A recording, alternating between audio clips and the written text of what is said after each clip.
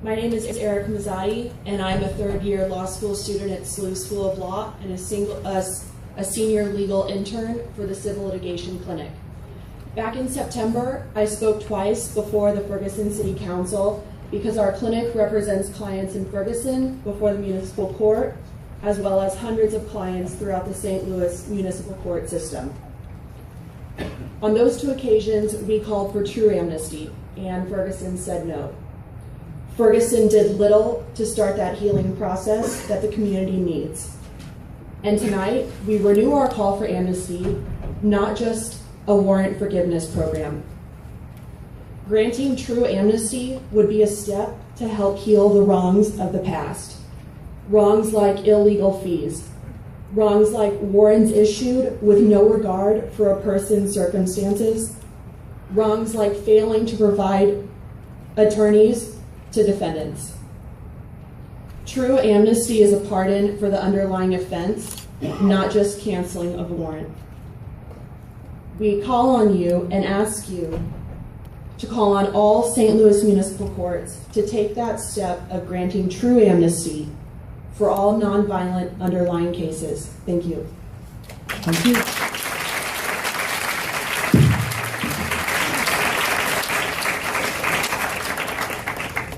Our next speaker is Dan Hyatt. Is Dan here? State your name and spell it, and you'll have 2 minutes as well. Hello, my name is Dan Hyatt. That's D-A-N. Last name H-Y-A-T-T.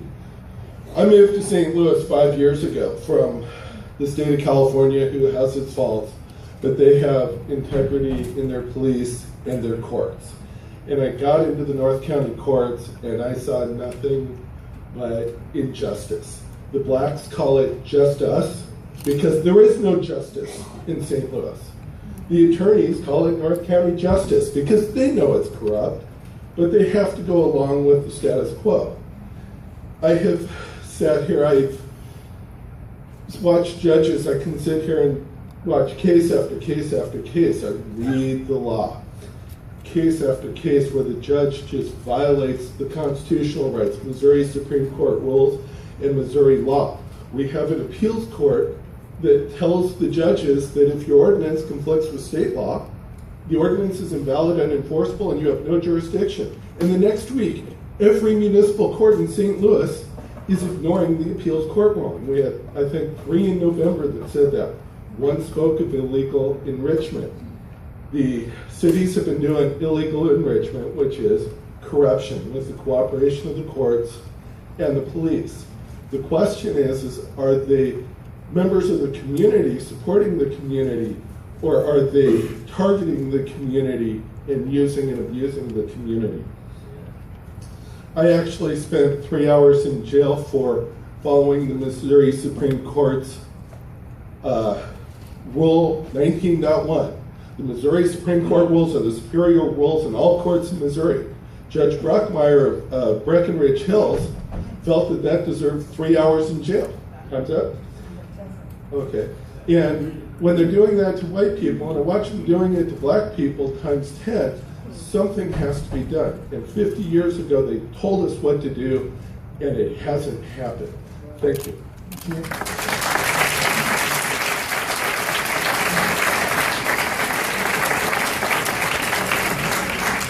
Ruth Meyer.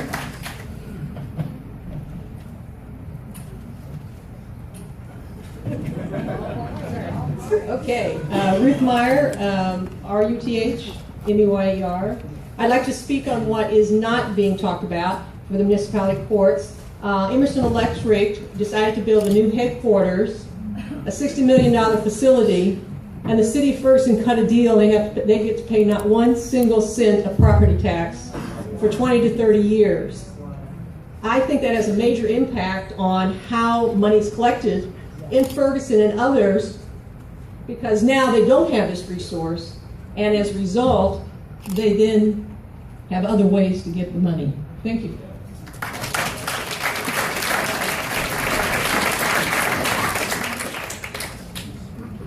John Davidson.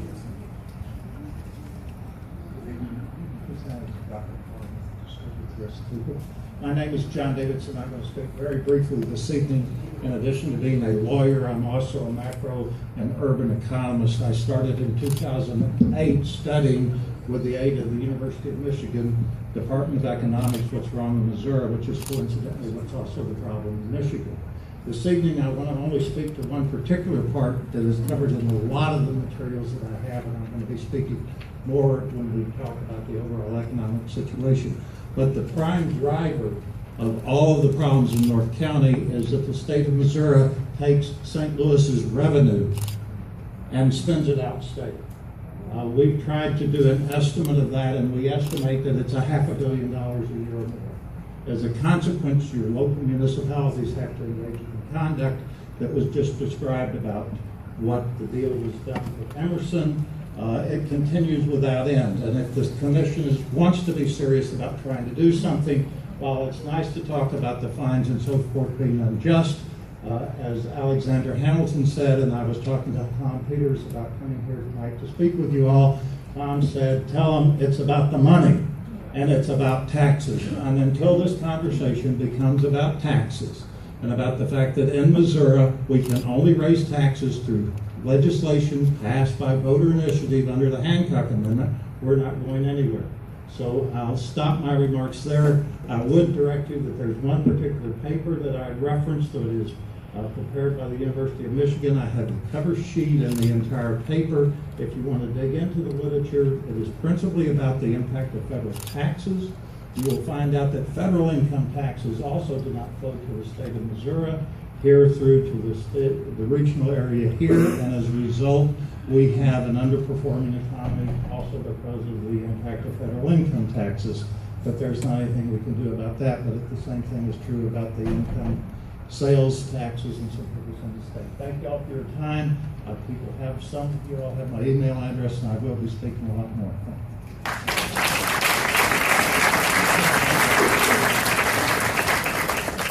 Someone wrote here municipal courts. I don't think that's the name of someone. Samuel Dedman, Dr. Samuel Dedman.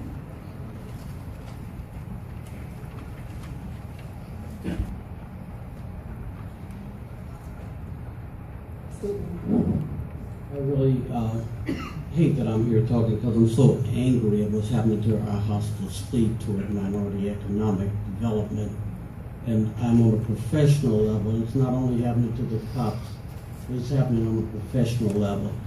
Our rogue attorney general has put 2 minority charities serving its community out of business for racial reasons. They played the race card. Check out my website, seniorcaredentistry.org or STL, seniorcaredentistry.org. And someone can contact me, but I'm too angry to speak to the crowd, and I would like to warn the crowd to be careful, because my experiences with the AG office has been all the help that I've tried to give has been turned around and used against me. Thank you.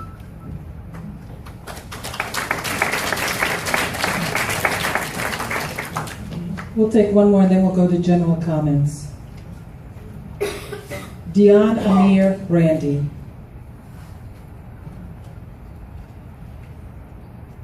Dion? Is that you?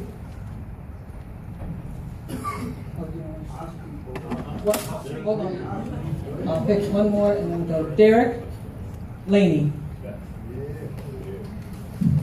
Good evening. My name is Derek Laney, D-E-R-K-L-A-N-E-Y. I am community organizer with Missouri Organized for Reform and Empowerment, and we have been working on the municipal court system and reforming it because, as many people have testified already, it is a system that simply does not work for many, many people. Recently in the news, there's a story of how Ferguson finds itself in a situation where they spent lots of money tear gassing and shooting rubber bullets and terrorizing citizens expressing their First Amendment rights, and now they find themselves in a shortfall, and their answer is to raise fines and fees and give more people tickets. That is beyond unjust. I have no words for how horrible that is. We've been working on reforming the municipal court system and changing all of that, and one of the things that I'm here to highlight is